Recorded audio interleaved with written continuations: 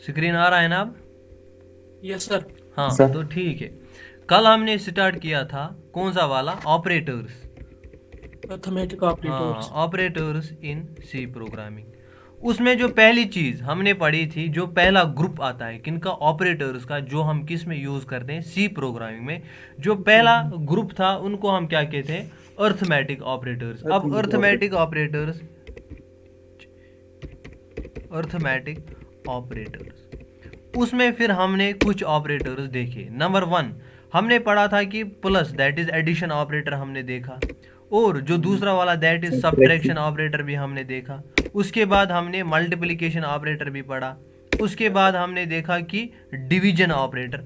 और उसके बाद हमने और एक ऑपरेटर पढ़ा, कौन सा वाला, दैट इज मॉड्यूलस ऑपरेटर। यहाँ पे ये सारे ऑपरेटर्स हमने पढ़े कि ये जो प्लस है यहाँ पे, this is known for the addition of the two operands. या आपको जब भी कोई ऐड चीज़ करना होगा, या यहाँ पे ऐड हम किस चीज़ का करेंगे, दो चीज़ों का हम ऐड करते हैं। या तो हम किसी कांस्टेंट को ऐड करेंगे या वेरिएबल को ऐड करेंगे। अब आपका ये मतलब क्वेश्चन होना चाहिए, sir what is the difference between then. सर आप यहाँ पे कह रहे हो कि हम कॉन्स्टेंट्स का या वेरिएबल्स का ऐड करते हैं। इसी तरीके से हम सबट्रैक्ट कॉन्स्टेंट्स भी कर सकते हैं और वेरिएबल्स का भी सबट्रैक्शन कर सकते हैं। इसी तरीके से हर कोई ऑपरेशन जो हम परफॉर्म करते हैं ना, या तो हम कॉन्स्टेंट्स पे ये ऑपरेशन परफॉर्म करते हैं या किन पे करते हैं, वेरिएबल्स पे। कल मैंने दिखाया था कि कांस्टेंट, कांस्टेंट मैंने कल बताए थे कौन से वाले, जो लिटरल कांस्टेंट हम अक्सर यूज़ करते हैं। लिटरल जो हम वैल्यूज़ के अंदर लिटरल करते हैं, वो भी एक होता है ग्रुप कांस्टेंट का। और जो दूसरा होता है, इसमें भी दो होते हैं, एक होते हैं वो जो सिंपल लिटरल, और दूसरा जो हम कांस्टेंट लिटरल्स क्रिएट करते हैं, जिनके लिए मैंने आपको दिखाया था कि how we are going to create literal constant. उनमें मैंने एक ग्रुप बताया था सिम्बॉलिक कॉन्स्टेंट्स का, जो मैंने कहा कि एक होता है लिटरल कॉन्स्टेंट और दूसरा होता है सिम्बॉलिक कॉन्स्टेंट। सिम्बॉलिक कॉन्स्टेंट मैंने कैसे क्रिएट किए, दो कीवर्ड्स उसके लिए मैंने यूज़ किया था। एक कौन सा वाला, एक बताया था आपको कॉन्स्ट करके, है ना। एक तो बताया था आपको कॉन्स्ट कीवर्ड के थ्रू हम एक कांस्टेंट वेरिएबल क्रिएट करते हैं या लिटरल बनाते हैं। और दूसरा बताया था कौन सा वाला, जो हम यूज़ करते हैं किस, हाँ वेरी गुड, हैश डिफाइन करके हम यूज़ करते हैं। ठीक। अब यहाँ पे मैं कह रहा हूँ कि जो भी कोई भी ऑपरेशन, अर्थमेटिक ऑपरेशन हम परफॉर्म करते हैं, ये हम बोथ वेरिएबल्स पे भी करते हैं और कांस्टेंट वैल्यूज या हम लिटरल्स पे भी ये कर सकते हैं। इसकी एग्जांपल मैं यहाँ पे देता हूँ आपको। Let's take in example. मैंने कल कहा कि यहाँ पे अगर मैं int x is equal to 10 करता हूँ, ये एक वेरिएबल है ना, और मैं दूसरा वेरिएबल लूँगा int y is equal to something, मैं 5 लूँगा। देखो ये क्या है, वेरिएबल। मैंने कहा कि हम ये एडिशन ऑपरेशन या हम जो भी अर्थमेटिक ऑपरेशन परफॉर्म करते हैं, या तो हम वेरिएबल्स को यहाँ पे ऐड करेंगे या फिर कॉन्स्टेंट्स को ऐड करेंगे। पहले देखते हैं कि वेरिएबल्स का ऐड करने का मतलब क्या होता है। देखो यहाँ पे अगर मैं करूँगा डायरेक्ट, मैं और एक वेरिएबल क्रिएट करता हूँ यहाँ पे इंट z। ठीक, z इज इक्वल टू, यहाँ पे x लिखूंगा और फिर प्लस करके इसके साथ y करूँगा। तो देखो यहाँ पे क्या मैंने वैल्यूज़ को ऐड किया, नहीं, मैंने जो वेरिएबल था x और जो वेरिएबल था y, इसका मतलब जो x के अंदर जो कंटेंट है उसको ऐड करो, किसके साथ, जो y के अंदर जो डेटा वैल्यू आपने लिया उन दो को ऐड करो। इसका मतलब मैंने यहाँ पे दो वेरिएबल्स को ऐड किया यूजिंग प्लस ऑपरेटर, और we can say that addition operator. मैं अब अगर करता हूँ यहाँ पे प्रिंट एफ करके, मैं लिखूंगा %d, फिर स्लैश n, किस लिए बताया था मैंने कल, अगर नेक्स्ट लाइन डालना होगा तो स्लैश n करो डबल कोट्स के अंदर। तो यहाँ पे, और अब मैं दूंगा यहाँ पे z वैल्यू। अब देखो यहाँ पे ये 10 + 5 दैट इज मेरा जो आउटपुट आएगा दैट इज 15। तो ऐसे भी करके यहाँ पे मैंने किन दो क्वांटिटीज या एंटिटीज को ऐड किया, दो वेरिएबल्स को ऐड किया। लेकिन क्या इस सी प्रोग्राम में इसी तरीके से एडिशन होती है? नहीं, खाली इतना ही नहीं, हम कांस्टेंट को भी डायरेक्ट ऐड कर सकते हैं। अगर मैं यहाँ पे सीधे लिखूंगा प्रिंट एफ, वो था वेरिएबल्स को, क्योंकि एक्स में मैंने एक वैल्यू डाला था, वाई में दूसरा, देखो यहाँ पे मैंने एक्स में एक वैल्यू डाला, वाई में दूसरा वैल्यू डाला, फिर जेड के अंदर इन दो वेरिएबल्स को ऐड करके उसने ऑटोमेटिक मेमोरी से लिए इन दो वेरिएबल्स। देखो असल में ये करता क्या है, जब मैंने यहाँ पे मैं अगर दिखाऊंगा आपको, जब मैंने किया इंट x, इसका मतलब मैंने मेमोरी के अंदर एक स्पेस, वो जो मैं बार बार कहता हूँ कि यहाँ पे मेमोरी के अंदर एक स्पेस रिजर्व हुई और वहाँ पे उसका नाम क्या रहा x, क्योंकि हम इसको कहते हैं वेरिएबल को this is the name given to a memory location. और जब मैंने दूसरा दैट इज इंट y किया तो इसका मतलब यहाँ पे मैंने मेमोरी के अंदर एक स्पेस रिजर्व की और उसका नाम हमने रखा y। और उसके बाद जब मैं करता हूँ यहाँ पे x इज इक्वल टू 10, तो वो क्या होता है कि मैं साथ में इसमें इनिशियलाइज करता हूँ वैल्यू, यहाँ पे 10 डाला और फिर int y is equal to 5, तो यहाँ पे मैंने 5 डाला। उसके बाद मैंने जो स्टेटमेंट लिखा यहाँ पे int z is equal to x plus y, तो इसका मतलब ये हुआ कि मेरे पास और एक थर्ड मेमोरी लोकेशन है, वहाँ पे मैं क्या करता हूँ और एक लोकेशन क्रिएट करता हूँ या मेमोरी में और एक स्पेस रिजर्व होती है, उसका नाम है z। अब क्या कहता हूँ मैं इसको, यहाँ पे लिखता हूँ x प्लस वाई।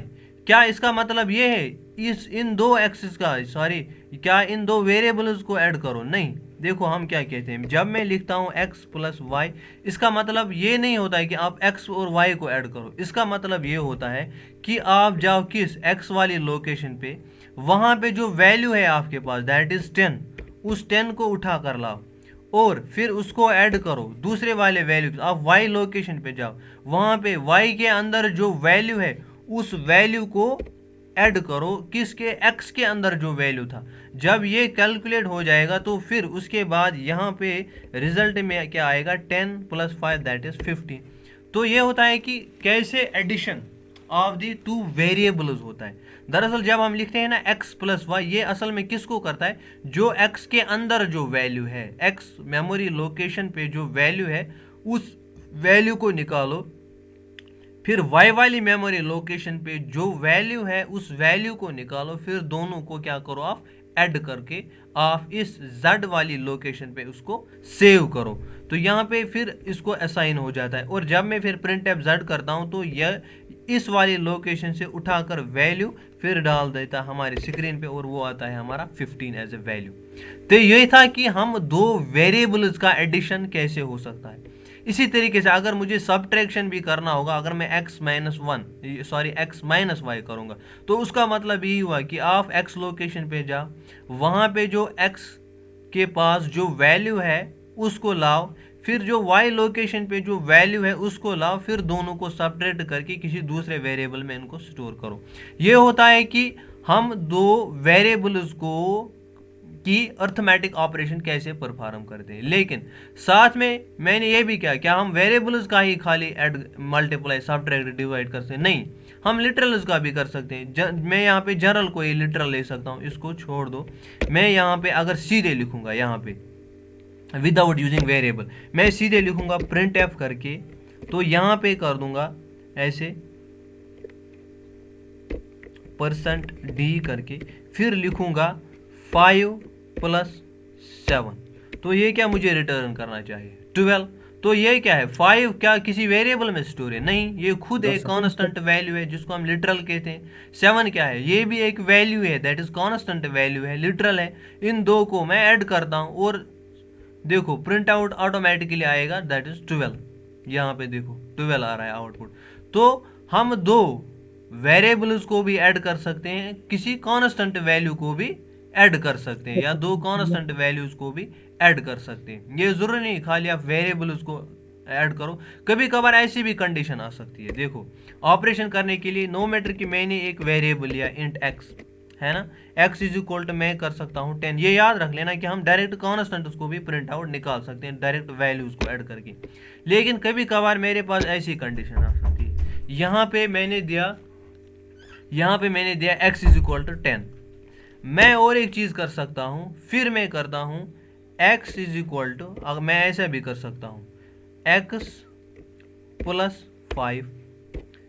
फिर अगर मैं यहाँ पे प्रिंट एफ करूंगा, यहाँ पे ऐसे करके %d करके कामा फिर डाल दूंगा x, आउटपुट क्या आ जाएगा अभी मेरे पास 15। हाँ 15। एक्स देखो प्लस मैंने क्या लिया था, एक वेरिएबल लिया, दूसरा वैल्यू क्या लिया, कांस्टेंट वैल्यू। तो हम खाली वेरिएबल वेरिएबल को ऐड नहीं कर सकते, खाली कांस्टेंट कांस्टेंट को ऐड नहीं कर सकते। हम कर सकते हैं वेरिएबल के साथ हम किसी कांस्टेंट को ऐड कर सकते हैं, यस और फिर उसको लेकिन वेरिएबल में स्टोर कर सकते हैं, कांस्टेंट में हम उसको स्टोर नहीं करवा सकते। तो यहाँ पे मैंने देखो ये कांस्टेंट वैल्यू था, ये वेरिएबल था, इन दो को भी हम ऐड कर सकते हैं। ये डिपेंड करेगा फिर आपकी कैलकुलेशन कैसी होनी चाहिए। तो ये था कि अर्थमेटिक ऑपरेशन हम कैसे परफॉर्म करते हैं, चाहे आपका एडिशन हो, चाहे आपका मल्टीप्लिकेशन हो, सब्ट्रैक्शन हो, डिवीजन हो या मॉड्यूलस हो। लेकिन यहाँ पे थोड़ी बहुत जो मैं और एक्सप्लेन करना चाहूँगा वो है डिवीजन ऑपरेटर का। देखो डिवीजन ऑपरेटर में अगर मेरे पास, देखो मैं आपको एक मैथमेटिकल कैलकुलेशन बताऊंगा। लेट्स टेक एन एग्जांपल, एक वैल्यू मेरे पास है 9, ठीक। मैं उसको अगर डिवाइड करूंगा किससे, 4 से, तो आपके हिसाब से आउटपुट क्या आ जाएगा? 2.5। वेरी गुड, 2.5 आना चाहिए ना। यस अगर सर यहाँ पे देखोगे 9 क्या है, यहाँ पे अगर आप देखोगे 9 क्या फ्लोटिंग वैल्यू है? नहीं, this is an integer value, है ना। यस सर हाँ 9 यहाँ पे है इंटीजर वैल्यू, इंटीजर वैल्यू। और यहाँ पे जो 4 है, 4 भी क्या है, this is also an integer value. लेकिन जो आपका आउटपुट आ रहा है वो किस में आ रहा है? फ्लोटिंग पॉइंट में आ रहा है ना, फ्लोट वैल्यू, यस फ्लोट। लेकिन देखो यहाँ पे अगर आप ये देखो 2.5, ये कौन सा वाला, this is float value, float value. तो यहाँ पे जब आप डिवीजन ऑपरेटर यूज करोगे ना, डिवीजन ऑपरेटर में आपने यूज करना है, यहाँ पे हम देखते हैं कि ये इंटीजर्स पे करता है। देखो जब आप इसका आउटपुट निकालोगे ना, इसको अगर मैं 9 डिवाइड बाई 4, इसका मतलब ये भी इंटीजर वैल्यू है, ये भी इंटीजर वैल्यू है। अगर मैं इसको रिटर्न करवाऊंगा ना किस में, इंटीजर में, तो ये वाला पार्ट क्या करेगा, नेगलेक्ट करेगा, खाली ये आपको 2 रिटर्न करके देगा, 2.5 ये रिटर्न नहीं करेगा। वो हम देखो, मैं अगर यहाँ पे देखो, मैं यही समझाऊंगा कि मैंने एक वेरिएबल डिक्लेयर किया int x is equal to 9, ये कौन सा है, इंटीजर वैल्यू। तो दूसरा वैल्यू मैं लूंगा int y is equal to 4। और अब let's take an example, int z करता हूं मैं, और यहाँ पे मैंने क्या किया, x डिवाइड बाई y किया, ठीक। अब यहाँ पे मैं z अगर रिटर्न करूंगा तो आप देखोगे कि ये नॉर्मल मैथमेटिकल कैलकुलेशन में जो यहाँ पे आपका जो आउटपुट आना चाहिए नॉर्मल कैलकुलेशन के हिसाब से, वो आना चाहिए 2.5। लेकिन हम किसकी यहाँ पे किस में इसको रिटर्न करवा रहे हैं, that is decimal, that is integer point में। तो यहाँ पे आपका जो आउटपुट आएगा वो इंटीजर आएगा, दैट इज वो फ्लोटिंग पॉइंट, यानी डेसिमल पॉइंट से आगे जो भी वैल्यू होगा वो उसको क्या करेगा, नेगलेक्ट करेगा, और आपको खाली कौन सा वाला पार्ट जो डेसिमल के लेफ्ट साइड में पार्ट है वही खाली रिटर्न करेगा। देखो यहाँ पे अगर मैं इसको रन करता हूँ तो ये खाली आपको कौन सा वाला वैल्यू देगा, 2। तो आप यहाँ पे सोचोगे सर लेकिन यहाँ तो हमारा पॉइंट भी आना चाहिए, तो आप इसको अगर %f में फिर रिटर्न करवाओगे तब जाकर ये आपको देखो ये वैल्यू नहीं देगा 2.5, क्योंकि वो कौन सी वाली कैलकुलेशन है, इंटीजर। ये भी इंटीजर डिक्लेयर है, ये भी इंटीजर डिक्लेयर है, ये भी इंटीजर डिक्लेयर है, और हम रिटर्न करवा रहे हैं इसको किस में, फ्लोट में। ये 0.000 करके आपका आउटपुट देगा, ये उसमें नहीं देगा। इसलिए जब भी आपको ये डिवाइड करना होगा ना तो इंटीजर वैल्यूज के थ्रू हम इसको डिवाइड करते हैं, और ये खाली कौन सा वाला पार्ट आपको रिटर्न करके देता है, लेफ्ट वाला पार्ट। अगर आपने वो वाली कैलकुलेशन, तब आपने सभी वैल्यूज को क्या करना पड़ेगा, फ्लोट डिक्लेयर करना पड़ेगा। Float x is equal to 9, फिर यहाँ पे फ्लोट करके float y is equal to 4, फिर यहाँ पे float z is equal to x divide by Y. तब जाकर अगर यहाँ पे अब आप करोगे प्रिंट एफ %f करके कामा, अब दूंगा मैं यहाँ पे इसको z का वैल्यू। तो अब देखते हैं आउटपुट क्या आना चाहिए, हमारे हिसाब से ऐसा चलना चाहिए। अब देखते हैं कि यहाँ पे इसका आउटपुट क्या आ जाएगा, दैट इज देखो अब 2.25। तो ये डिपेंड करता है जब भी आपको कैलकुलेट करना है। अब देखो इसकी इम्पोर्टेंस क्या है। अगर आपने ये ज़रूरी चाहिए कि आपकी प्रिसिशन ऑफ द कैलकुलेशन ज़्यादा हो, तब जाकर आप इन दो को कैसे कैलकुलेट करोगे इन टर्म्स ऑफ फ्लोट, तभी ये आपको करेक्ट वैल्यू देगा, है ना। अब इसकी कैलकुलेशन क्या है, करेक्ट 2 पॉइंट, इसने 25 क्यों रिटर्न करके दे दिया, 2 यही है पॉइंट, 25, हाँ 2.25 है। हाँ 2.25 है। तो अब जाकर इसने इसको करेक्ट वैल्यू में इसको रिटर्न करके दे दिया। लेकिन अब अगर आपको ये चाहिए कि नहीं मुझे इस वाले ये, मैं आपको आगे जब हम मैथमेटिकल कैलकुलेशन उसको आगे with the help of programming करेंगे ना, वहाँ पे मैं दिखाऊंगा कि कहाँ पे हम चाहते हैं कि खाली ये वाला पार्ट मुझे चाहिए, कहाँ पे हम चाहते हैं कि नहीं मुझे ये वाला पार्ट चाहिए, क्योंकि इसकी इम्पॉर्टेंस आगे है वो हम देखेंगे अलग अलग। तो यहाँ पे अगर मैं यहाँ पे इंटीजर में इसको भी इंट करके क्रिएट करूँगा, इसको भी इंट करके क्रिएट करूँगा, तो ये आपको डेसिमल के बाद कोई वैल्यू रिटर्न नहीं करके देगा। ये खाली आपको डेसिमल के लेफ्ट साइड में जो वैल्यू है आपके सॉरी हाँ फ्लोटिंग पॉइंट के लेफ्ट में जो floating that is fraction point के लेफ्ट साइड में जो भी आपका वैल्यू होगा वही रिटर्न करेगा, राइट साइड वाला रिटर्न नहीं करता है। ये देखते हैं यहाँ पे फिर से मैं दिखाऊंगा आपका आउटपुट, ये देखो ये खाली 2 रिटर्न करेगा और यहाँ पे आपको पॉइंट के बाद कोई वैल्यू रिटर्न नहीं करता है। तो ये यहाँ पे याद रख लेना। और एक चीज़ यहाँ पे मैंने कहा कि अगर मैं इस 9 डिवाइड बाई 4 मैं करूँगा, अब 9 डिवाइड बाई 4 नहीं करूँगा, मैं अब करूँगा 9 मॉड्यूलस 4, ठीक। तो यहाँ पे मेरा आउटपुट क्या आ जाएगा, मैंने कल बताया मॉड्यूलस जो ऑपरेटर है वो क्या रिटर्न करता है, या उसका जो आउटपुट होता है वो क्या होता है, डिवीजन का क्या होता है, कल भी बताया था। देखो सर इसका रिमाइंडर हाँ होता है, रिमाइंडर, उसका अगर मैं कोएफिशिएंट 9 मॉड्यूलस 4 करूंगा तो रिमाइंडर क्या निकलेगा यहाँ पे, और रिमाइंडर निकलेगा 2,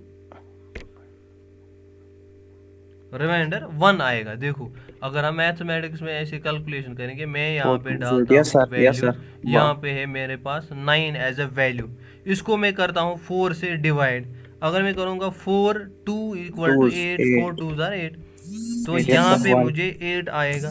तो मुझे जो रिमाइंडर यहाँ पे निकलेगा वो क्या निकलेगा 1। और ये अब मुझे मॉड्यूलस ऑपरेटर मुझे कौन सा वाला वैल्यू निकाल कर देगा, ये देता है मुझे रिमाइंडर। तो यहाँ पे मेरा आउटपुट आ जाएगा 1। इसीलिए हम क्या कहते हैं, जो मॉड्यूलस ऑपरेटर है ये हम ज़्यादातर किन के साथ यूज़ करते हैं, खाली इंटीजर वैल्यूज़ के साथ, ये हम फ्लोट वैल्यूज़ के साथ नहीं कर सकते। क्यों नहीं कर सकते, क्योंकि वो देखो फ्लोटिंग पॉइंट, तो अगर मैं करूँगा 4 वो देगा 2.25, वो उसकी एक्यूरेसी कंप्लीट होती है ना, उसकी उसका जो रिजल्ट होता है वो कंप्लीट होता है फ्लोटिंग पॉइंट, क्योंकि वो इस 1 को फिर 4 हिस्सों में डिवाइड करेगा तो आएगा 2.5 या सॉरी 0.25 वैल्यू, तो वो कंप्लीट हो जाएगा। वो इसको भी फिर डिवाइड करता है फ्लोटिंग पॉइंट वैल्यू। लेकिन कभी कभार मुझे चाहिए, मुझे पॉइंट के बाद नहीं चाहिए, तो वहाँ पे मैं रिटर्न करता हूँ with the help of modulus, वो मुझे रिमाइंडर रिटर्न करके देता है। और ये रिमाइंडर आप याद रख लेना, सॉरी मॉड्यूलस ऑपरेशन जो है आपके पास, मॉड्यूलस ऑपरेशन जो है आपके पास, ये ऑपरेटर मॉड्यूलस ऑपरेटर ये खाली ऑपरेट करता है, can only be used with, can ये याद रख लेना, can only be used with integers. अब आपको समझ आए क्यों इसको खाली इंटीजर्स के साथ यूज़ कर सकते हैं, क्योंकि अगर हम फ्लोटिंग पॉइंट वैल्यूज़ के साथ इनको यूज़ करेगा उसका यूज़ है ही नहीं, क्योंकि वो कभी भी आपको रिमाइंडर आउटपुट नहीं देगा आपका। अगर आप फ्लोटिंग पॉइंट के साथ इसको यूज़ करोगे वो हमेशा आपको क्या देगा, क्योंकि मॉड्यूलस रिमाइंडर में हमेशा अगर आप फ्लोटिंग वो 0 ही आएगा हमेशा, क्यों, उसका जो डिवीजन होता है वो कंप्लीट होता है, क्योंकि वो 0.25 यानी इस 1 को भी डिवाइड करेगा और लास्ट में आपको जो रिटर्न करके देगा वो 0 देगा, क्योंकि वहाँ पे पूरी कैलकुलेशन वो कोशेंट से ही ख़त्म हो जाती है और रिमेनिंग वैल्यू कोई नहीं रहता। इसलिए आप ये याद रख लेना, जो मॉड्यूलस ऑपरेटर है this is always used with integer values. तो यहाँ पे अगर मैं इसको रिटर्न करवाता हूँ, यहाँ पे मैं डिवीजन की जगह मॉड्यूलस यूज़ करता हूँ, तो यहाँ पे ये मुझे अब क्या रिटर्न करके देगा, 1 एज अ वैल्यू, और वो क्या है, रिमाइंडर। ये देखो Yes, sir. रिमाइंडर, कुछ लोग पढ़ते हैं रिमाइंडर, रिमाइंडर होता है जो दोबारा याद करवा के दे, यहाँ पे हम कहते हैं रिमाइंडर, जो वहाँ पे रिमेनिंग वैल्यू रहता है, दैट इज 1 यहाँ पे। ठीक, तो ये था कि मैंने फर्दर थोड़ा बहुत इसको एक्सप्लेन करवाया कि अर्थमेटिक ऑपरेशन हम कॉन्स्टेंट वैल्यूज के साथ भी कर सकते हैं और वेरिएबल्स के साथ भी कर सकते हैं। मैं यही कैलकुलेशन विदाउट दी वेरिएबल कर सकता हूँ। अगर मैं यहाँ पे लिखूंगा %d, फिर लिखूंगा 9, मैं जो अभी कह रहा था, फिर करूंगा मॉड्यूलस, फिर दूंगा 4, तो ये यहाँ पे भी मुझे रिटर्न क्या देगा, 1 ही, यानी 1. आउटपुट देगा, डिस्प्ले करवाएगा, देखो यहाँ पे भी 1 ही देगा। अब डिपेंड करता है कि सर तिलेश वाई वी आर यूजिंग क्या वेरिएबल। अब देखो कभी कभार आपको ये इसलिए करना पड़ता है क्योंकि यहाँ पे ये इस तरीके से मेमोरी पे आपको सेव करके, अगर आपको वैल्यू फिर आगे यहाँ पे किसी और के साथ, किसी और एंटिटी के साथ ऐड करना होगा तो कैसे करोगे, देखो इसमें प्रॉब्लम है। अगर मैं सीधे यहाँ पे करूँगा ऐसे 9 + 4, ये ऐसे इसका कोई पर्पज़ है नहीं। अगर मैं ऐसे करके रन करूँगा ना तो ये ऐसे नहीं चलेगा, वो खाली किसके साथ, उसका जो शॉर्ट टर्म ये होता है कि हम आउटपुट देख सकते हैं, बाकी उसको हम यूज़ नहीं कर सकते। देखो ये कुछ नहीं देगा। अब ये क्या देगा, 9 + 4, मैं कैसे इसको रिटर्न कराऊँ, ऐसे कैलकुलेशन नहीं होती। ये सिर्फ कैसे चलती है, जब मैं इस वाले को कैसे करूँगा, प्रिंटएफ करके, हाँ प्रिंटएफ करके मैं इसको %d के साथ फिर कामा करके, फिर अगर ऐसे लिखूँगा 9 + 4, तब जाकर ये मुझे वैल्यू देगा 13, ऐसे करेगा। तो देखो और एक तरीका, मैं अगर मुझे इनको यूज़ करना है आगे कहीं पे भी, या इनको सेव करना है, तब जाकर मुझे इसको ज़रूरी किसी वेरिएबल के थ्रू मैं इसको करूँगा। मैं यहाँ पे ऐसे भी लिख सकता हूँ, int x = मैं वेरिएबल नहीं यूज़ करूँगा, सीधे 2 वैल्यूज़ को ऐड करूँगा, जो मैं कह रहा था 9 + 4। लेकिन अब इसको 9 + 4 यहाँ पे अगर मुझे डिस्प्ले करवाना तो मैं क्या डिस्प्ले करवाऊंगा, x को, क्योंकि अब ये दोनों एंटिटीज़ को ऐड, कांस्टेंट वैल्यूज़ को ऐड करके फिर स्टोर कहाँ पे करेगा, x में। अदरवाइज उस तरीके से हमें प्रॉब्लम होती है कि नो मैटर हम वहाँ पे डायरेक्ट कर सकते हैं, लेकिन उसमें प्रॉब्लम ये होता है कि अगर हम प्रिंटएफ स्टेटमेंट में डायरेक्ट 2 एंटिटीज़ को ऐड करेंगे, कांस्टेंट वैल्यूज़ को, फिर अगर वो लेट्स टेक वो एंटिटी मुझे आगे चाहिए होती किसी और वैल्यू के साथ उसको, तो कैसे करूँगा, वहाँ पे कोई मैकेनिज्म नहीं है। इसलिए हम वेरिएबल को, ताकि अगर वो होता है टेम्परेरी कैलकुलेशन, ये होता है परमानेंट बेसिस पे ये कैलकुलेशन, क्योंकि हम इस वैल्यू को आगे किसी और वैल्यू के साथ भी इसको ऐड कर सकते हैं। ठीक, ये था इतना कि अर्थमेटिक ऑपरेशन कैसे हम परफॉर्म करते हैं, और प्लस ऑपरेटर, माइनस ऑपरेटर, यानी जिसको हम कहते हैं सब्ट्रैक्शन, मल्टीप्लिकेशन, डिवीजन और मॉड्यूलस। डिवीजन और मॉड्यूलस में आपको डिफरेंस सब समझ आया ना, आप ये याद रख लेना।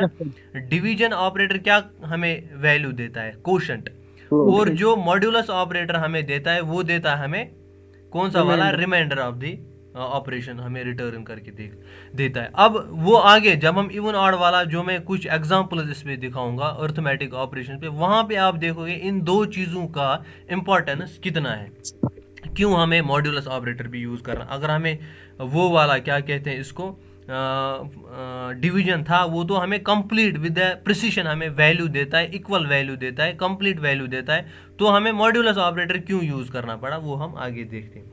तो यहाँ पे अब था इतना कि ये थे बेसिक अर्थमेटिक ऑपरेटर। अब इसके अलावा हमारे पास और एक ग्रुप है जो इसी के रिलेटेड है, किसके, अर्थमेटिक ऑपरेटर्स के साथ ही, उनको हम नाम देते हैं, यहाँ पे मैं लिखता हूँ इंक्रीमेंट एंड डिक्रीमेंट ऑपरेटर्स। ये याद रख लेना है, मतलब ये जो आज जो मैं लेसन पढ़ा रहा हूँ ना, ये जो टॉपिक पढ़ा रहा हूँ, ये बहुत इंपॉर्टेंट है, आगे आपको प्रोग्राम में हर किसी जगह ये यूज़ हो जाएंगे, इंक्रीमेंट एंड डिक्रीमेंट ऑपरेटर्स। अब देखो इंक्रीमेंट एंड डिक्रीमेंट ऑपरेटर्स में क्या क्या आता है। नंबर 1, इसमें 2 ही होते हैं। नंबर 1 क्या होता है, एक हमारे पास जो ऑपरेटर है दैट इज, जिसको हम कहते हैं प्लस प्लस, और जो दूसरा हमारे पास ऑपरेटर है दैट इज माइनस माइनस। ये याद रख लेना, ये 2 ऑपरेटर्स हम यूज करते हैं, plus plus operator and minus minus operator. ये जो प्लस प्लस ऑपरेटर है, इसी प्लस प्लस ऑपरेटर को हम क्या कहते हैं, इसको हम कहते हैं this is the increment operator. हाँ, इसको हम कहते हैं इंक्रीमेंट ऑपरेटर। अब वो समझते हैं इंक्रीमेंट ऑपरेटर का मतलब क्या होता है, इंक्रीमेंट ऑपरेटर। और जो ये माइनस वाला ऑपरेटर है डबल माइनस करके, इसका मतलब होता है कि this is the decrement operator. ये वाला जो है this is a decrement operator, ये डिक्रीमेंट ऑपरेटर है। अब ये दो नोमेट्रिक ये सिमिलर है किसके साथ, प्लस और माइनस के साथ। इन दो को हम क्या कहते हैं, प्लस प्लस ऑपरेटर और माइनस माइनस ऑपरेटर को, इसको कहते हैं हम इंक्रीमेंट ऑपरेटर, प्लस प्लस वाले को इसको कहते हैं हम माइनस माइनस को this is the decrement operator.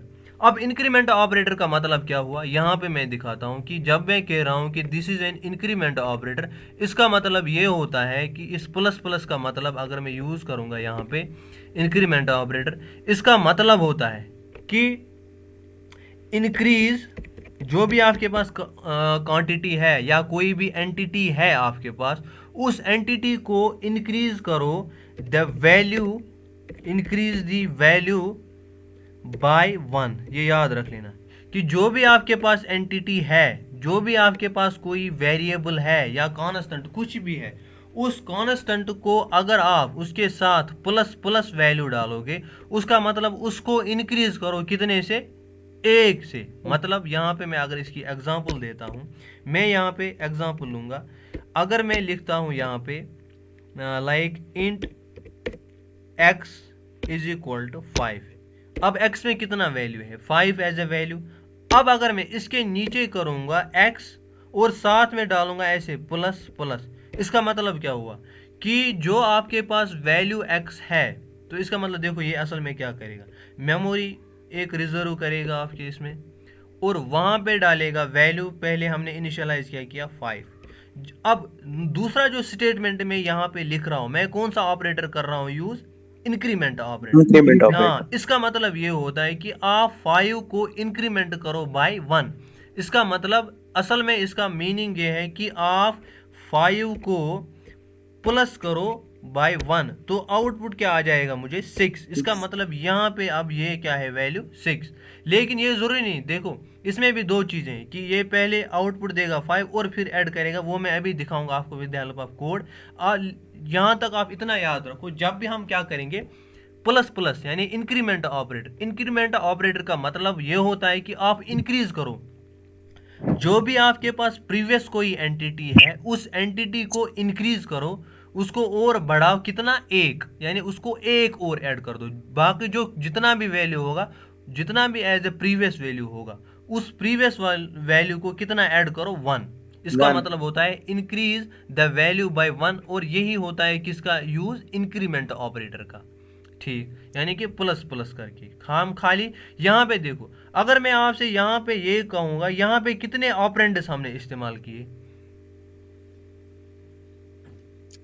No friends 2, यहाँ पे कितने ऑपरेंड हमने यूज किया, एक ही ऑपरेंड। देखो ऑपरेंड का मतलब ये होता है, अगर कोई ऑपरेशन होता है, मैं करूँगा x प्लस वाई, ये दो ऑपरेंड, x एक ऑपरेंड है, y दूसरा ऑपरेंड है, फिर दो इनको, तब जाकर ये एक कंप्लीट क्या बन जाएगा, ऑपरेशन, है ना। यानी दो ऑपरेंड्स को ऐड करके हम एक कंप्लीट ऑपरेशन बनाते हैं यहाँ पे। लेकिन यहाँ पे भी एक ऑपरेशन, लेकिन यहाँ पे अगर आप देखोगे, यहाँ पे खाली मेरे पास एक ही वेरिएबल है ना, x ही, और आगे कोई इसके साथ कोई और ऑपरेंड नहीं है। मैंने +1 किया तो मैंने यहाँ पे कोई दूसरा वेरिएबल उसके साथ ऐसे नहीं किया, ताकि मैंने खाली एक वेरिएबल को एनहांस किया बाय या इंक्रीज किया बाय द फैक्टर ऑफ 1, एक वैल्यू उसको ऐड किया। तो यहाँ पे कितने वेरिएबल्स मैंने यूज किए, एक ही वेरिएबल है ना, एक्स को ही। फिर एक्स क्वांटिटी, एक्स के अंदर जो भी है उसको इंक्रीज करो बाय 1। ठीक, तो यहाँ पे मैंने जो ऑपरेंड यूज किया वो एक ही, अभी इसको यहीं पे पास करता हूँ। अब यहाँ पे जो डिक्रीमेंट ऑपरेटर है, डिक्रीमेंट ऑपरेटर का मतलब होता है कि आप ये जो माइनस माइनस ऑपरेटर है, इसका मतलब ये होता है decrease the value, decrease the value by 1। Very good. अब यहाँ पे मैंने क्या किया था, int x is equal to 5, फिर लिखा था x प्लस प्लस। अब यहाँ पे मैं यही एग्जांपल लूँगा, अगर मैं यही int x is equal to 5 लिखता हूँ और फिर इसके बाद क्या करता हूँ, x माइनस माइनस, इसका मतलब अब क्या वैल्यू आ जाएगा, 4, क्योंकि इसका मतलब ये हुआ कि आप x को डिक्रीमेंट करो। x के अंदर, x क्वांटिटी के अंदर जो भी वैल्यू है दैट इज 5, उस वैल्यू को एक रिड्यूस करो। इसका मतलब 5 को एक अगर हम रिड्यूस करेंगे तो वो वैल्यू क्या आ जाएगा 4, है ना। फोर। कोई भी क्वांटिटी हो, उस क्वांटिटी को अगर हम उसके साथ माइनस माइनस यूज करेंगे, उसका मतलब उस क्वांटिटी को रिड्यूस करो बाय द फैक्टर ऑफ 1, यानी एक उसमें रिड्यूस कर दो। तो ये होता है कि डिक्रीमेंट। डिक्रीमेंट जब भी आप किसी क्वांटिटी के साथ माइनस माइनस यूज करेंगे तो उसका मतलब ये होता है कि उसको आप माइनस करो बाय 1। अगर हम प्लस प्लस यूज करेंगे उसका मतलब ये होता है कि आपके पास जो भी प्रीवियस क्वांटिटी है उस क्वांटिटी को इंक्रीज करो बाय 1। तो ये था एक चीज। और दूसरी चीज जो यहाँ पे इस इंक्रीमेंट डिक्रीमेंट ऑपरेटर के साथ है वो ये है कि यहाँ पे अगर आप देखोगे यहाँ पे हमने खाली कितने ऑपरेंड यूज किए, एक ही, है ना, operand। एक ही। तो इन दो ऑपरेटर्स को हम और एक नाम देते हैं जो मैंने कल बताया था, वो क्या था कि इनको हम नाम देते हैं unary operators, UNARY, unary operators. अगर आपसे अब कहा जाए what is the increment decrement operator, तो आप कहेंगे plus plus is an increment operator and minus minus is decrement operator. Decrement अगर operator। आपसे ये कहा जाए कि यूनरी ऑपरेटर कौन कौन सा है, तो आप यही नाम दोगे कि प्लस प्लस और Increment। माइनस माइनस को हम यूनरी कहते हैं। यूनरी इसलिए कहते हैं क्योंकि यहाँ पे हमें एक ही वेरिएबल होता है। बाइनरी इसलिए कहते हैं उस ऑपरेशन को, बाइनरी जहाँ पे आप दो वेरिएबल्स को, यहाँ पे हम वेरिएबल कितने यूज करते हैं, एक ही, इसलिए एक। इनको हम क्या कहते हैं, यूनरी ऑपरेटर्स। किनको, प्लस प्लस ऑपरेटर और माइनस माइनस ऑपरेटर को हम क्या कहते हैं, यूनरी ऑपरेटर्स भी इनको ही कहते हैं। ठीक यहाँ तक। तो ये थे कि Yes, sir। हमारे पास यूनरी ऑपरेटर्स या इंक्रीमेंट एंड डिक्रीमेंट ऑपरेटर क्या होता है। अब देखो इनकी calculation based upon the programming. अब वो हम देखते हैं कि ये वैल्यूज को रिटर्न, या हम कहते हैं कि ये वैल्यूज को प्रिंट कैसे करवाएगा, डिस्प्ले कैसे करवाएगा, क्योंकि इसमें थोड़ी डिफरेंस है। मैंने कहा यहाँ पे आपको ये 4 है, लेकिन अब आगे देखते हैं कि असल में इनकी ऑपरेशन, प्लस प्लस ऑपरेटर हम कैसे यूज़ करते हैं और माइनस माइनस ऑपरेटर हम कैसे यूज़ करते हैं। वो तो आपको समझ आएगा जो हम अर्थमेटिक ऑपरेटर, प्लस कैसे कर सकते हैं, माइनस कैसे कर सकते हैं, मल्टीप्लिकेशन, डिवीजन, मॉडुलस, वो आपको समझ आया है ना। तो यहाँ पे अब हम करेंगे प्लस प्लस और माइनस माइनस ऑपरेटर का यूज़ कैसे करेंगे इन प्रोग्रामिंग, वो हम यहाँ पे देखते हैं। Let's take an example. मैं यहाँ पे लूँगा कोई वेरिएबल, मैंने एक ही नाम कहा कि ये क्या है, these are the unary operators. तो इसका मतलब यहाँ पे मुझे एक ही वेरिएबल चाहिए होगा। तो यहाँ पे मैं अगर करूँगा int x is equal to, मैंने लिखा कोई वैल्यू 10। अब अगर मैं यहाँ पे रिटर्न करता हूँ ऐसे करके प्रिंट f करके, मैंने कहा कि अगर मैं इसी को %d/n भी डाल के रखता हूँ और यहाँ पे मैंने क्या कहा कि हम करेंगे x को इंक्रीमेंट, यानी मैं increment plus operator use plus करूँगा। प्लस। तो मैं क्या लिखूंगा, x plus plus plus. Plus. तो आपके हिसाब से आउटपुट क्या आना चाहिए, 11। 11। तो देखते हैं कि आउटपुट क्या है यहाँ पे। मगर देखो इसने क्या किया, 10। रिटर्न 10। 10। अब देखो क्या ये गलत है, नहीं ये ठीक है। अब देखो मसला क्या होता है, अगर आप ऐसे करके कैलकुलेशन करोगे डायरेक्ट कहाँ पे, यहाँ पे, इसका मतलब यहाँ पे अगर आप ऐसे, आपके पास यही एंटिटी थी x इज इक्वल टू 10, उसके बाद मैंने क्या किया, x प्लस प्लस इसको डायरेक्ट रिटर्न करवाया, सॉरी डिस्प्ले करवाया ऑन द स्क्रीन। तो देखो ये क्या करता है, ये पहले अगर मैं इसको प्रिंट एफ के साथ यूज करूंगा ना, देखो ये क्या, ये पहले x को प्रिंट करेगा, x के अंदर क्या था 10, ये पहले x को प्रिंट करेगा 10 और उसके बाद उसको क्या करेगा, इंक्रीमेंट। अब इसके बाद इसको क्या बनेगा 11, यानी कि यहाँ पे ये क्या करेगा, अगर मैं करूँगा x प्लस प्लस, इसका मतलब ये पहले यहाँ पे किसके साथ हमने इसको किया यूज, प्रिंट एफ के साथ। देखो प्रिंट एफ फंक्शन क्या करेगा, ये पहले x का वैल्यू डिस्प्ले कराएगा, वो क्या है 10, और उसके बाद इसको इंक्रीमेंट करेगा बाय 1। आपको समझ आया, अगर आप x प्लस प्लस यूज करोगे, यानी कि हमने क्या करना है, इंक्रीमेंट बाय 1, लेकिन ये क्या करेगा, ये पहले इसको डिस्प्ले करवाएगा फिर उसके बाद उसको इंक्रीमेंट करेगा। देखो अब मैं दिखाता हूँ कि इसने इंक्रीमेंट किया है कि नहीं। अब मैं इसके नीचे फिर से करता हूँ प्रिंट एफ, यहाँ पे देखोगा %d, अब मैं क्या करूँगा x। अब देखो x में क्या वैल्यू होना चाहिए, देखो इसने 10 क्या किया पहले 10 सीधे प्रिंट करवाया 10, और 10 प्रिंट करने के बाद इस x को इंक्रीमेंट किया, वो क्या बन गया होगा 11। अब देखते हैं क्या वाकई वो 11 बना है या नहीं, वो देखो यहाँ पे ये पहले 10 रिटर्न करेगा, उसके बाद इसको इंक्रीमेंट करेगा और फिर वो इसमें आएगा। देखो यहाँ पे आ रहा है ना 11, क्योंकि मैंने दो प्रिंट एफ फंक्शन यूज की।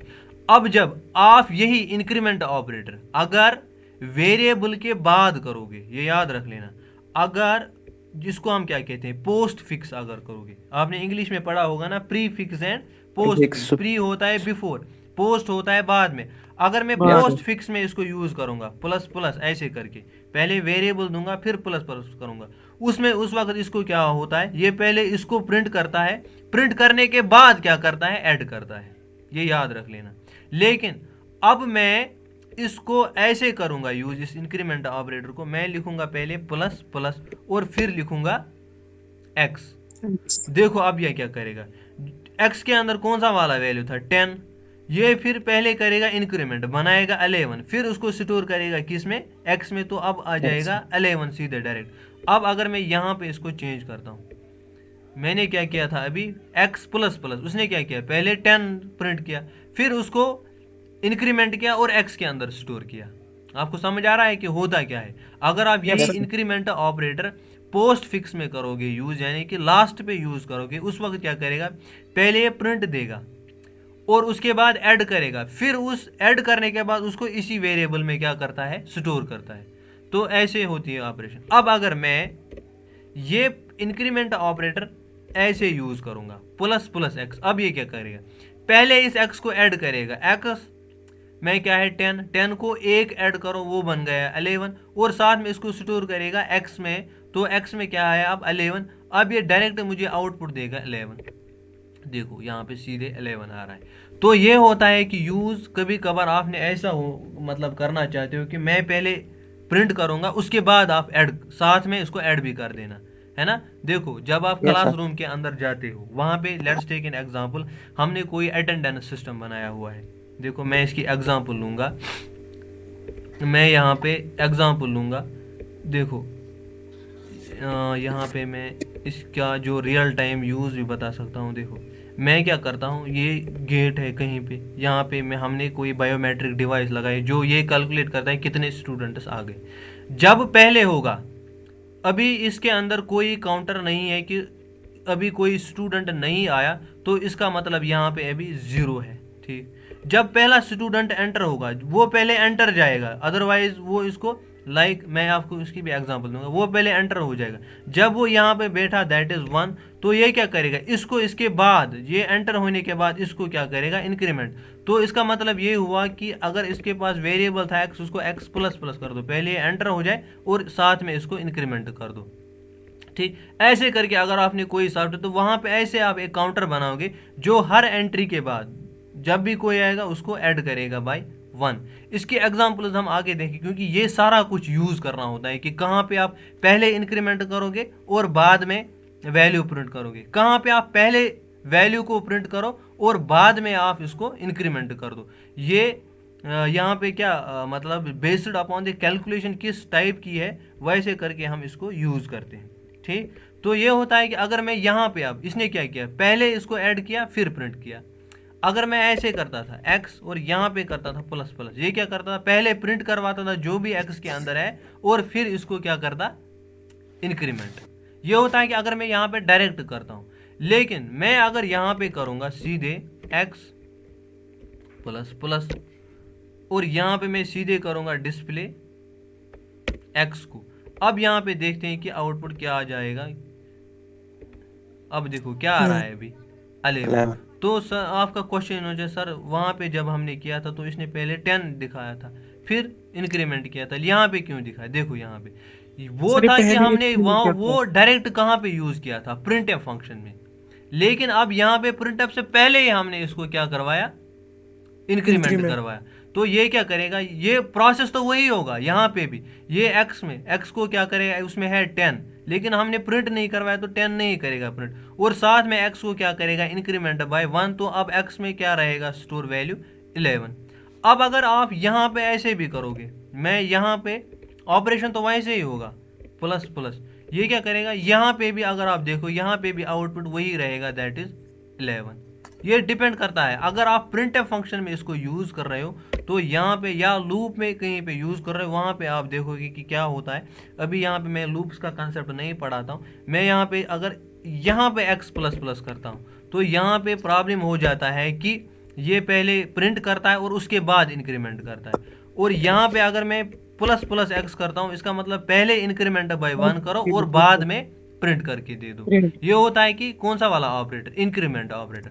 अगर मैं यही sir. अब डिक्रीमेंट ऑपरेटर यूज करूंगा, मैं यहाँ पे लिखता हूँ प्रिंट एफ और साथ में करता हूँ ऐसे %d करके मैं लिखता हूँ। अगर मैं आपसे कहूँगा, मैं करूँगा यहाँ पे x माइनस माइनस, तो आपके हिसाब से आउटपुट क्या आना चाहिए?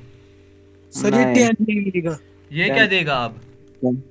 सर ये मगर 10 9 देगा। हाँ देखो, अगर ये वही काम करेगा। अगर मैं यहाँ पे इसको करूँगा ये 10 ही देगा। क्यों? ये पहले इसको प्रिंट करवाएगा x के अंदर जो भी, और उसके बाद Yes, sir. क्या करेगा, माइनस और स्टोर करेगा।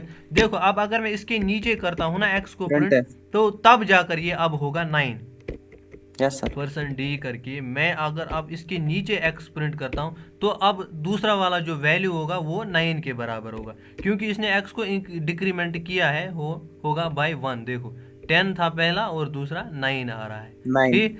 तो ये ऐसे, अगर मैं अब ये हटाता हूँ और यहाँ पे करता हूँ एक्स, सॉरी यहाँ पे करता हूँ माइनस माइनस x, तो अब ये क्या देगा?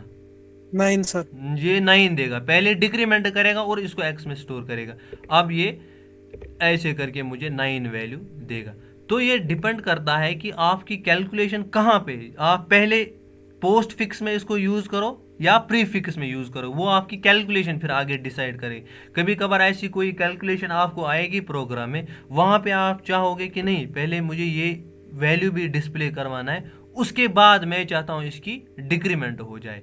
कभी कभार ये चाहोगे नहीं मैं पहले डिक्रीमेंट ही करूँगा और उसके बाद मैं वैल्यू प्रिंट करवाऊंगा, तब जाकर आप इंक्रीमेंट और डिक्रीमेंट ऑपरेटर का ऐसे यूज़ करोगे। ये डिपेंड करता है कि आपकी ऑपरेशन या कैलकुलेशन कैसी होगी। तो यहाँ पे अब आपको समझ आया कि इंक्रीमेंट और डिक्रीमेंट ऑपरेटर कैसे यूज़ होगा। अगर आप Yes, मैं sir. यहाँ पे मैं एक क्वेश्चन पूछता हूँ, यहाँ पे मैंने किया x = 10 और यहाँ पे किया माइनस माइनस एक्स। अब इसके बाद मैं करता हूँ x माइनस माइनस फिर से, और उसके बाद करता हूँ यहाँ पे प्रिंट एफ और यहाँ पे लिखता हूँ %d और यहाँ पे देता हूँ x। अब आप मुझे बताओ x में वैल्यू क्या होगा?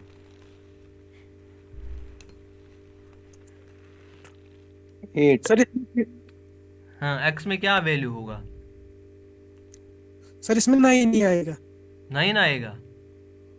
8 सर 8 देखो ये क्या करेगा, x में क्या है वैल्यू, यहाँ पे 10 कितना वैल्यू 10 है 10, तो 10 था। अब यहाँ पे पहुंचा, यहाँ पे क्या करेगा, पहले करेगा इंक्रीमेंट सॉरी डिक्रीमेंट बाय 1, तो x में क्या आया 9 9, तो x में क्या है अभी 9 स्टोर, फिर 9 को और एक डिक्रीमेंट करेगा दैट इज बाय 1, तो फिर 8 इसके अंदर डालेगा दैट इज 8। तो हमने यहाँ पे डिस्प्ले करवाया 8, तो यहाँ पे पहले यहाँ पे दिखाएगा 9 और फिर 8 आ जाएगा आपका आउटपुट। देखो एक सेकंड यस सर। यहाँ पे प्रिंट एफ %d, इसने क्यों print F slash %d, n हाँ मैंने इसको रन नहीं किया शायद यहाँ पे। अब मैं करता हूँ यहाँ पे, देखो पहले 9 आ रहा है वो पहले वाले का, इसका, हाँ। तो फिर मैंने उसको बाद फिर से डिक्रीमेंट की, तो वो उस वाले वैल्यू को, वो तो 9 स्टोर रहा था x में, उस वाले वैल्यू को अब और एक डिक्रीमेंट किया, अब रहा यहाँ पे 8। अब यहाँ पे मैं आपसे क्वेश्चन पूछता हूँ, मैं करता हूँ यहाँ पे, मैंने पहले किया माइनस माइनस एक्स, अब उसके बाद करता हूँ मैं x प्लस प्लस करके, फिर देता हूँ माइनस माइनस एक्स, ठीक, और उसके बाद यहाँ पे करता हूँ x प्लस प्लस। अब आप बताओ मुझे आउटपुट क्या आ जाएगा? ये आएगा 9 पहला, फिर 10, फिर 9, फिर आएगा 10। तो यहाँ पे वैल्यू क्या आना चाहिए? 9 10 9 10। पहले का है वो तो हमें पता है कि वो 9 दिखाएगा। अब इस वाले का जो दूसरा वाला वैल्यू है वो क्या मुझे रिटर्न करके देगा यहाँ पर, ये वाला प्रिंटफ फंक्शन, वो देखो क्या ये करेगा। आएगा 9 अब देखते हैं, पहले मैं इसको रन करवाता हूँ, फिर उसको चेक करते हैं क्यों वो वाला वैल्यू इसने दिया। देखो अब यहाँ पे आ रहा है 9 और यहाँ पे भी आ रहा है 9, देखते हैं क्यों। देखो इसने क्या किया, पहले था हमारे पास 10 और जब मैंने minus Yes, sir. Minus x किया तो इसने पहले डिक्रीमेंट किया 10 को बाय 1, तो रहा इसमें वैल्यू स्टोर कौन सा वाला 9। 9 ठीक ठीक। फिर अब प्लस उसके प्लस बाद 10 फिर से मैंने उसके एक्स के अंदर क्या है अब 9, तो यहाँ पे मैं क्या कर रहा हूँ इंक्रीमेंट बाय 1, तो वो वापस बन गया यहाँ पे 10। 10 फिर से मैं इसको डिक्रीमेंट करता हूँ बाय डिक्रीमेंट 1, तो वो बन गया 9 9। अब यहाँ पे मैं कर रहा हूँ x, तो वो पहले वो वाला वैल्यू x पहले प्रिंट करेगा, उसमें 9 होगा, फिर प्लस प्लस वो उसको 10 बनाएगा। अगर मैं इसके बाद अब सीधे करता हूँ प्रिंट f और यहाँ पे देता हूँ %d करके, फिर कामा करता हूँ x, तो अब इस थर्ड वाले x में क्या होगा 10 सर। हाँ, तो अब यहाँ पे जो वैल्यू आएगा दैट इज 10, क्योंकि इसने फिर से इसको इंक्रीमेंट होगा किया होगा बाय 1। जो नेट और सेट एग्जाम होता है ना, वहाँ पे ऐसे प्रोग्राम आते हैं, वो उतना नहीं पूछते हैं कि आपको कॉम्प्लेक्स, वो ऐसे करके चीज़ बताते हैं, फिर लास्ट में बताते हैं वो 10-15 बार यहाँ पे या लूप में इसको डालेगा, फिर इनकी डिक्रीमेंट इंक्रीमेंट डिक्रीमेंट इंक्रीमेंट करता जाए और लास्ट में बताएगा अब बताओ एक्स में क्या है। यानी कि वो इस तरीके से इसको कंफ्यूज करते हैं स्टूडेंट के लिए, ताकि उसका क्वेश्चन गलत हो।